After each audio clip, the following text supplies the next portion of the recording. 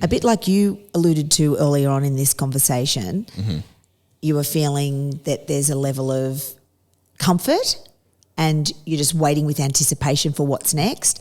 I also have anticipation for what's next sitting under the surface. I've now been a congregational minister for a couple of years. I'm learning how to do my job. We're growing our community. We're, kicking some goals. Things feel stable and it feels comfortable. And I did ask God while I was away about some stuff. I sort of wanted to know, I had a couple of burning questions for God. Can I segue there? Yeah, please do. Yeah.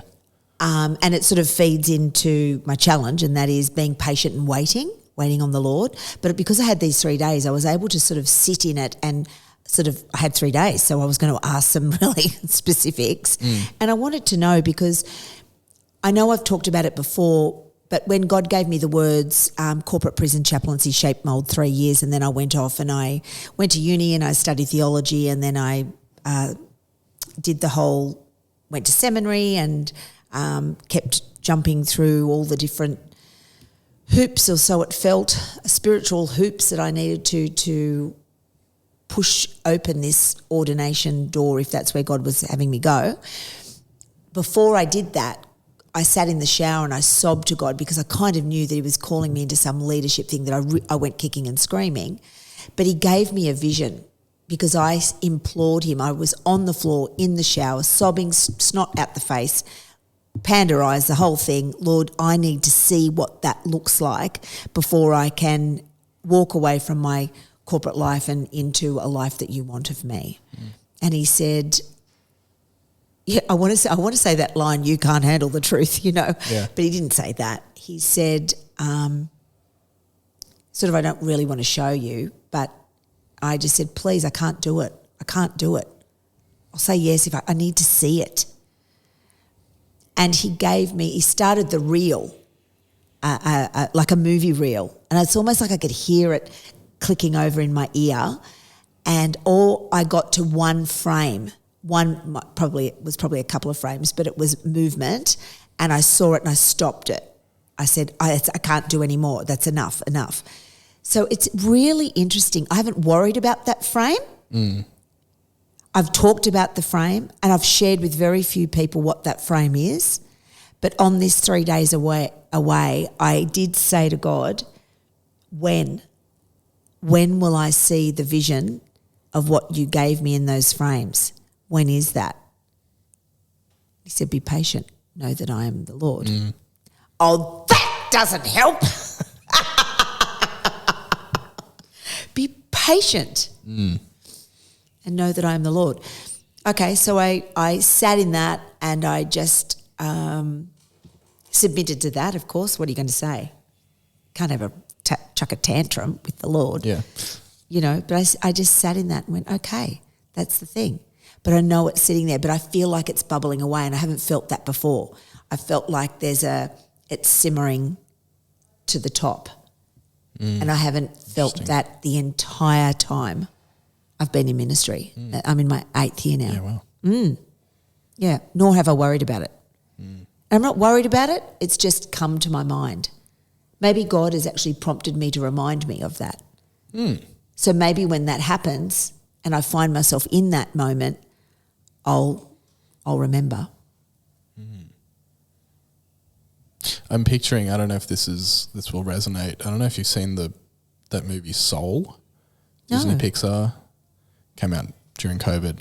It's about like a jazz musician that wants to be a famous jazz musician. He has this image of like what it will look like to finally be have achieved the dream. And like an older musician says to him after he gets a gig, and he's like, and he's having these feelings of, I'm probably butchering this movie, but this is how I remember it. He's having these feelings of like, okay, this was fine, but like, when do I achieve the thing?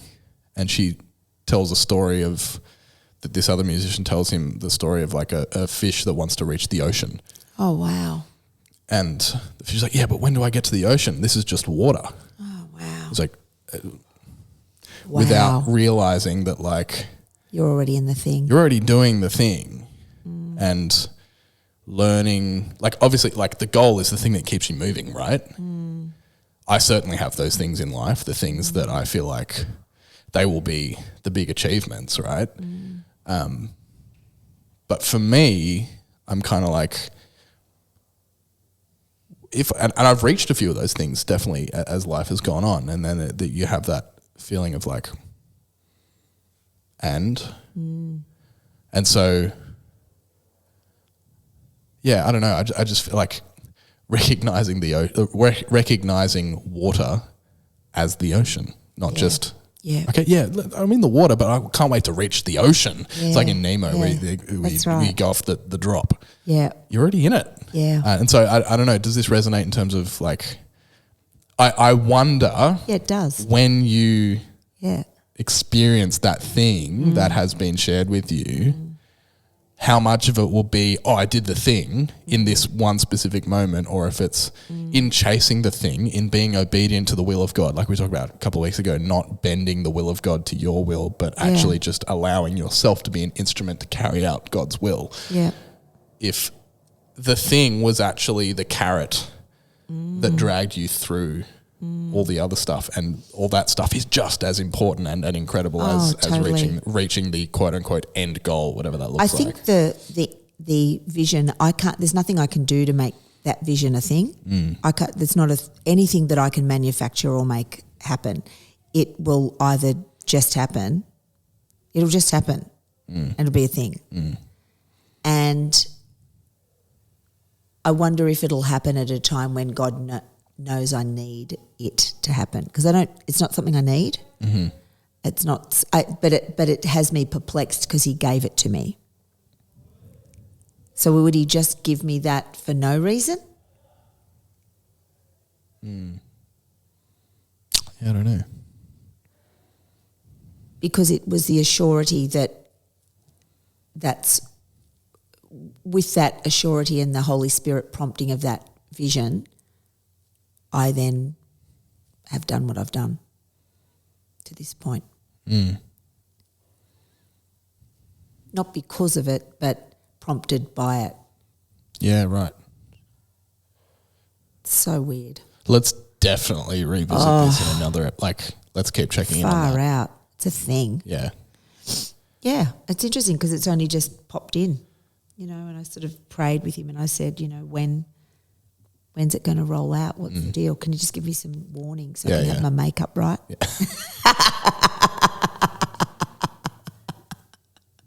What about you? Have you got what's your current burning question for God? I think at the moment I'm sort of poised at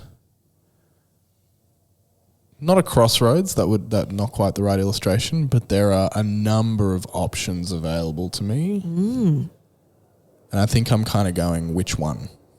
Love that. Which one? Because I'm people that are older than me are going to laugh at this, but I'm have been wrestling with the fact that I'm getting older. Yeah. And there's so much stuff that I want to do. And I don't, there's that element of I've got this opportunity. What if I spend 5 years down that road and then God shows up and goes, no, I actually want you doing this other thing? Then you switch like I did. Yeah, but in terms of in my brain, I'm like, it'd be so much easier if God just goes, here's where I want you to go. Wouldn't it just? Right. This is great. That's right. So I'm kind of going I've got this, blah, blah, blah, blah, blah, blah, blah. Can you please pick one for me? Yeah, wow. Because I think there's this maybe irrational, I'm not sure if it's irrational or not, but this fear or this awareness of the fact that I've only got so many days and I don't want to waste them doing the wrong thing to then in retrospect go, oh, if at this age I'd made this decision, then I could have achieved all of these other things that would have been quote unquote more worthwhile, whatever that means. Do you think God is just preparing you in this time and this place for the next thing? I mean, probably, yeah. I'd say 100%. Yeah. It's just, yeah, I worry about that sometimes. Like, have I made the right decisions in terms of... None of it's a waste, even if you perceive it's not the right decision. God doesn't waste any part of it. I know that. He'll use the sum of every piece of life experience that you have for whatever his purpose is for your life. All of those bits will come together and be threaded together for some awesomeness. And at the moment, you're doing awesomeness. You know, you're doing the most incredible ministry on the edges in producing, directing this podcast. You know, it's powerful stuff at 25. Is that how old you are? Yeah, 25. 25. Quarter of a century, mate. Poor old bastard. And soon to be pastor, John T. Cornford. Yeah. Like no small thing, brother. Yeah. Well, and that was certainly one of those things in terms of like options in, you know, committing in deciding to commit to this as a ministry. Yes.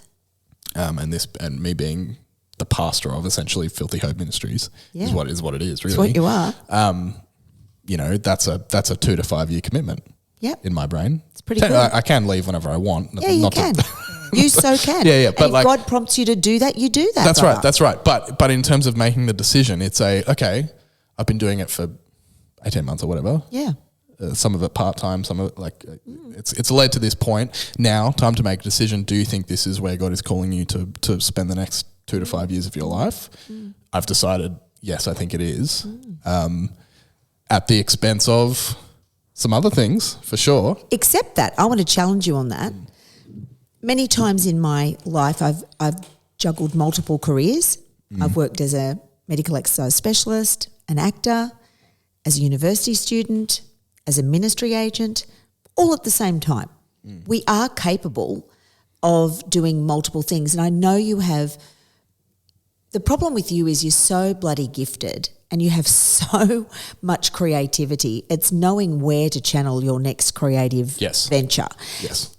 But the thing is, I find that really hard. Yeah, definitely. And you are committing to other projects outside Filthy Hope and driving that forward, and you are going to see the fruit of that, and you'll get huge fulfillment about doing that and completing those creative projects. I mean, essentially you're a writer and you're a musician and you're a Filthy Hope pastor. You wear a couple of hats, brother.